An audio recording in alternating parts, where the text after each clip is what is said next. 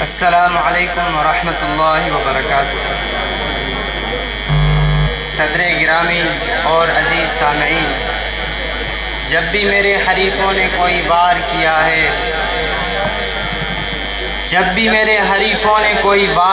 ہے، ظاہر میں بڑے قرب کا اظہار کیا ہے، اور میں ان کے اس قرب کا جواب ذرا سے قرب میں ہی دوں گا، اور انہیں یہ کہوں گا کہ ہم اہل جنون تمہاری تسکین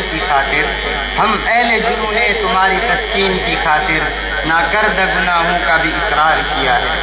آپ مطمئن رہیے گا، نفرت کا تصور نہیں مسلک میں ہمارے، غیروں سے بھی اپنوں کی طرح پیار کیا ہے۔ عزیز سامعین کرام، آپ نے ہماری گفتگو بھی سنی اور ان کی بھی۔ انہوں نے وار کیا، ہم ڈھال بن کے ہم نے اپنا دفاع بھی کیا اور جواب میں وار بھی کیا، اور میرے خیال سے جتنا انہوں نے سنا وہ کافی ہے۔ اور میرا تو ارادہ تھا کہ میں آتی ان کو یہ کہوں گا کہ گزر گئے وہ دن کہ اب تک ہر ستم کو ادائے محبوب کہہ کے چپتے، گزر گئے وہ دن کہ اب تک ہر ستم کو ادائے محبوب کہہ کے چپتے، اب جو اٹھیں گی اینٹ ہم پہ تو پتھر اس کا جواب ہوگا۔ لیکن میرے خیال سے اس کی ضرورت نہیں ہے۔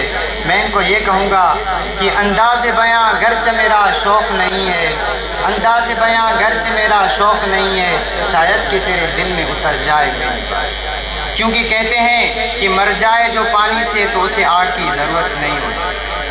صدر علی وقار، حالات کی ستم ظریفی ہے کہ میں آج ایک حقیقت کو آشکار کرنے چلا ہوں، ایک اصلیت سے پردہ اٹھانے چلا ہوں، اور دن کے اس اجالے میں یہ کہنے چلا ہوں کہ سورج طلوع ہے۔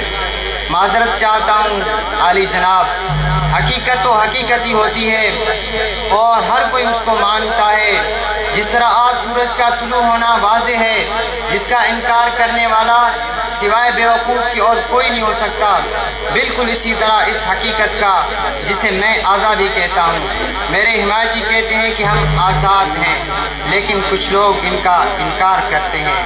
اور عزیزان من، میں در حقیقت اس حقیقت کو بیان کرنے نہیں بلکہ منافقت کا لبادہ اوڑھے ان چہروں کو بے نقاب کرنے چلا ہوں جو کہتے ہیں کہ ہم آزاد نہیں ہیں۔ یہی ان کا موقف ہے اور یہی ان کا منشا ہے، یہی ان کا نعرہ ہے اور یہی ان کا دعویٰ ہے، لیکن افسوس صد افسوس ان کے پاس اس دعوے کی کوئی قوی اور معتبر دلیل نہیں۔ ان کی مثال اس اندھے کی سی ہے جو دن دہاڑے اپنے گھر کے آنگن میں کھڑا کہہ رہا ہے کہ آج سورج نہیں نکلا۔ لوگوں نے کہا سورج نکلا ہے، آپ کیسے کہہ رہے ہیں؟ تو وہ کہتا ہے کہ مجھے نظر نہیں آ رہا۔ یا پھر ان کی مثال ان دو شخصوں کی ہے، دونوں بیوقوف تھے، ایک دکان میں داخل ہوئے تو ان کی نظر میز کے اوپر پڑے الٹے گلاس کے اوپر پڑی جو الٹا پڑا تھا، تو ان میں سے ایک نے کہا ارے دیکھو تو اس گلاس کا منہ بند ہے، گلاس الٹا پڑا ہے، اور وہ کہہ رہا ہے اس کا منہ بند ہے۔ دوسرا بیوقوف آگے بڑھتا ہے اور گلاس کو سیدھا کر کے کہتا ہے ارے ہاں تمہاری بات صحیح ہے لیکن اس کا تو پیندا ہی ٹوٹا ہوا ہے۔ تو عزیزان من، بخدا آج بھی آفتاب اپنی تابناکیوں کے ساتھ فلک کے اوپر جلوہ گر ہے، نہ گلاس کا منہ بند ہے نہ ہی اس کا پیندا ٹوٹا ہے۔ قصور ان نظروں کا ہے کہ جنہیں اتنی بڑی حقیقت آشکارا نظر نہیں آتی، اور قصور تو اس کھوپڑی کے اندر پڑے اس مغز کا ہے جسے میں مغز نہیں یا تو کم مغز یا بد مغز کہوں گا۔ اتنا بڑا کھرا سچ ان کو سمجھ میں نہیں آتا۔ اہل نظر ذوق نظر خوب ہے لیکن جو شے کی حقیقت کو نہ دیکھے وہ نظر کیا۔ صدر علی وقار یہی وہ لوگ ہیں جو قبل از آزادی پریشان و سرگرداں تھے، جو قبل از آزادی خستہ و شکستہ تھے، جو کہ ان کی مثال صحرا کے اندر کھڑے اس شخص کی تھی جو شدید پیاس سے کرا رہا ہو، جسے پانی کی تلاش ہو۔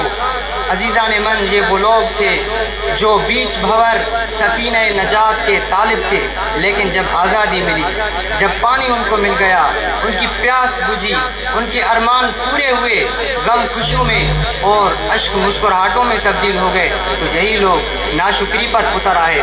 عزیزان من، یہی وہ سپولے ہیں جن کو ہم نے پالا تھا۔ جب ان کے دانت نکلے تو ہم ہی کو ڈس لیا، اور جن کو ہم سمجھ رہے تھے کہ یہ بڑھ کر ڈھال بن کے پاکستان کا دفاع کریں گے، لیکن ہمیں کیا پتا کہ یہ ہمارا ہی خنجر ہمارے ہی سینے میں پیوست کریں گے۔ اس گھر کو آگ لگ گئی گھر کے چراغ سے۔ عزیزان من، میں ان کی حقیقت کو اور کیا آشکار کروں۔ عزیزان من، ان کی مثال جن کے بارے میں شاعر نے کہا ہے، بالکل یہ شعر بے عینی انہی کے اوپر فٹ آتا ہے۔ پہلے وہ میں شعر عربی میں پڑھوں گا، پھر اس کا ترجمہ کروں گا۔ أعلمه الرماية كل حين فلما اشتد ساعده رماني وكم علمته من نظم القوافي كلما قال قافية هجاني۔ اس کو دیکھو تو صحیح، میں نے اس کو تیر اندازی سکھائی، جب اچھا نشانے باز ہو گیا تو مجھے پہ تیر چلایا، اور اسے شعر و شاعری کا فن تو میں نے ہی سکھایا۔ اب جب بھی کوئی شعر کہتا ہے اس میں میری گلہ اور غیبت کرتا ہے۔ عزیز